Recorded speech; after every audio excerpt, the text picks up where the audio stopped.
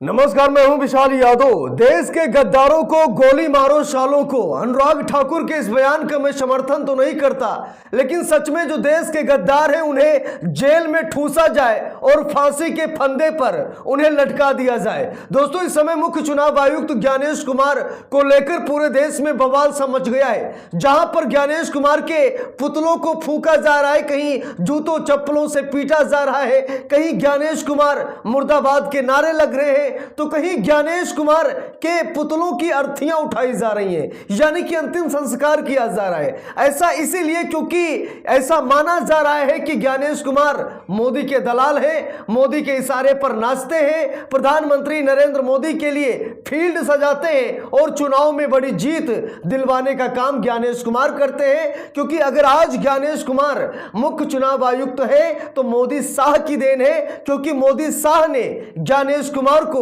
मुख्य चुनाव आयुक्त बनाया है, जिसकी वजह से वो वफादारी कर रहे हैं, मोदी की गुलामी कर रहे हैं। ऐसा लंबे समय से आरोप लगते चले आए हैं, लेकिन बिहार में महागठबंधन की हार के बाद अब ज्ञानेश कुमार की मुश्किलें जबरदस्त तरीके से बढ़ती हुई नजर आई है। क्योंकि ज्ञानेश कुमार ने बिहार में जो कुछ भी किया सब भाजपा के लिए किया, और जो आंकड़े परिणाम सामने निकल कर आए उसमें भी बेईमानी और धांधली साफ तौर पर दिख रही है। लोकतंत्र का ये अपमान है, ये हत्या है, ये गद्दारी है, ये देशद्रोह का मामला है। इसीलिए ये मांग की जा रही है कि ज्ञानेश कुमार को उठाकर जेल में डाला जाए। अब दोस्तों, यहां पर देखिए, बड़ी खबर सामने आ गई है, लिखा भी है ईवीएम में गड़बड़ करने वाले एक न एक दिन जरूर पकड़े जाएंगे, उन्हें देशद्रोह के आरोप में फांसी की सजा होगी।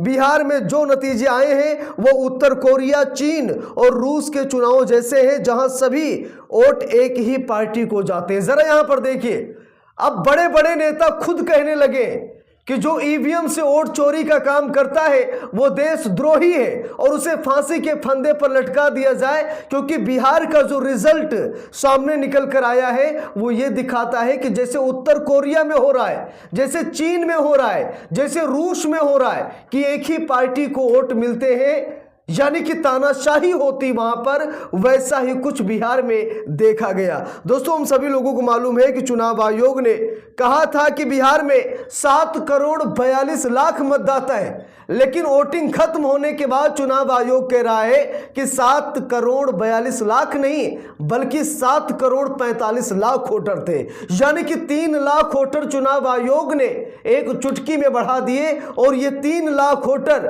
भाजपा की जीत का कारण बने। भाजपा के कई प्रत्याशी, कोई 100 वोटों से जीता, कोई 17 वोट से जीता, कोई 1000 वोट से, कोई 2000 वोटों से जीता, यानी कि जीत का मार्जिन ऐसा रहा। जब 3 लाख ज्यादा वोटर बढ़ गए तो भाजपा को बड़ा फायदा हो गया और ज्ञानेश कुमार ने ऐसा ही किया। अब यहां पर देखिए, लिखा है, आपको बता दें कि सोशल मीडिया पर हो या एक्स, दोनों जगहों पर ज्ञानेश कुमार जी के विभाग का एक डेटा चल रहा है। इसमें साफ साफ लिखा है कि 7 करोड़ 45 लाख मतदाताओं ने वोट दिया है, जबकि यह बात पूरा बिहार ही नहीं पूरा देश जानता है कि बिहार में कुल वोटर्स की संख्या 7 करोड़ 42 लाख थी। आपको बता दें कि ऐसे में अगर 7 करोड़ 45 लाख वोट पोल हुए हैं तो इसका मतलब यह है कि बिहार में वोटर्स की संख्या 12 करोड़ के आसपास होनी चाहिए। ऐसे में यह बड़ा मिस्टेक ना सिर्फ सवाल उठा रहा है बल्कि सोशल मीडिया पर लोग तो यहां तक कह रहे हैं कि इसी डेटा के जरिए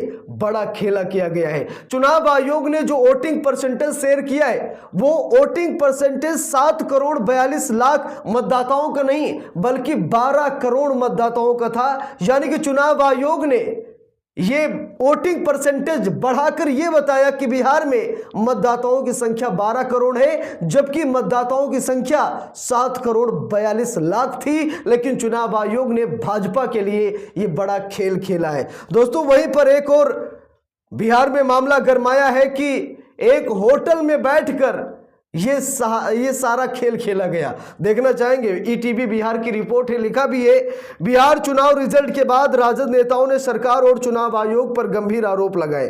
कहा कि बिहार में ईवीएम में चोरी की गई है, पटना के मौर्या होटल में सारा खेल किया गया है, इसमें कई मंत्री शामिल हैं जिनके खिलाफ सबूत जुटाया जा रहा है। इसके बाद राजद लड़ाई लड़ेगी। आरजेडी बैठने वाली नहीं है। आरजेडी ने कहा कि मौर्या होटल में बैठकर चुनाव आयोग के अधिकारी, मोदी सरकार में बड़े पदों पर बैठे हुए मंत्री संतरी, यहां तक कि गृह मंत्री अमित शाह तक इसी होटल में बैठकर रणनीति अपनाते रहे और बेईमानी का प्लान बनाते रहे।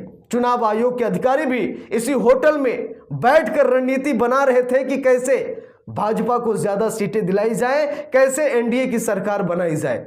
अब जरा सोच लीजिए, अगर चुनाव आयोग सच में ऐसा कर रहा है तो ये देशद्रोही का मामला है, ये देशद्रोह का मामला है और देशद्रोह में फांसी की सजा है। तो क्या ऐसे लोगों को लटका दिया जाएगा फांसी के फंदे पर? हम सभी लोगों को मालूम है कि जब तक मोदी सरकार है सत्ता में, तब तक हो सकता है कि चाहे पूर्व मुख्य चुनाव आयुक्त राजीव कुमार हो, या आज वर्तमान में ज्ञानेश कुमार हो, या फिर आने वाला जो कोई भी हो सकता है कि मोदी की सरकार में वो शेफ हो।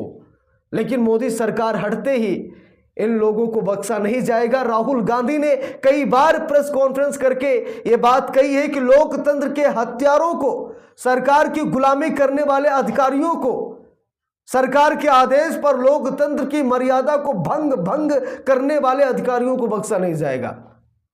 बस सरकार बदलने की देरी है।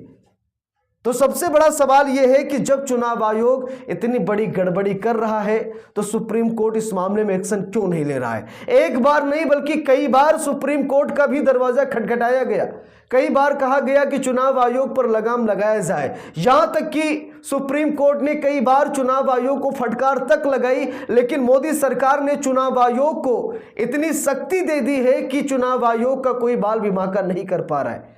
मोदी सरकार ने एक हिसाब से देश का सारा कंट्रोल चुनाव आयोग को दे दिया है। चुनाव आयोग को बहुत बड़ी शक्तियां मोदी सरकार ने दे दी हैं और वन नेशन वन इलेक्शन के तहत ऐसी शक्तियां चुनाव आयोग को मिल जाएंगी कि चुनाव आयोग खड़े खड़े सरकार बना देगा और खड़े खड़े सरकार गिरा देगा। यानी कि मोदी सरकार में अगर किसी की सबसे ज्यादा शक्तियां बढ़ी हैं तो सिर्फ और सिर्फ चुनाव आयोग की है, क्योंकि उसी के बदौलत मोदी जी सत्ता में है, सत्ता में आते हैं और शायद आते रहेंगे, क्योंकि चुनाव आयोग मेहरबान है तो मोदी सरकार पहलवान है। ऐसा ही कुछ दृश्य देखा जा रहा है। इसीलिए ऐसा कहा जा रहा है कि जो लोग ईवीएम में गड़बड़ी कर रहे हैं, अगर वो लोकतंत्र की हत्या कर रहे हैं, ये देशद्रोह का मामला है और देशद्रोहियों को फांसी के फंदे पर एक ना एक दिन लटकाया जाएगा, एक ना एक दिन चोरी पकड़ी जाएगी, क्योंकि चोर कितना भी शातिर क्यों ना हो, सबूत छोड़ ही देता है। तो अगर ज्ञानेश कुमार चालाकी कर रहे तो हो सकता है एक चुनाव में कर ले, 2 चुनाव में कर ले, 3 चुनाव में कर ले, ठीक है, लेकिन बारंबार नहीं कर पाएंगे, क्योंकि चोर एक न एक दिन पकड़ा जरूर जाता है। तो ज्ञानेश कुमार को लेकर आप सभी लोगों की क्या राय है, कमेंट बॉक्स में जरूर बताइएगा। वीडियो को लाइक शेयर, अगर चैनल पर नए हैं सब्सक्राइब करके सपोर्ट कीजिएगा। मिलते हैं दूसरी वीडियो में, तब तक के लिए बहुत बहुत धन्यवाद।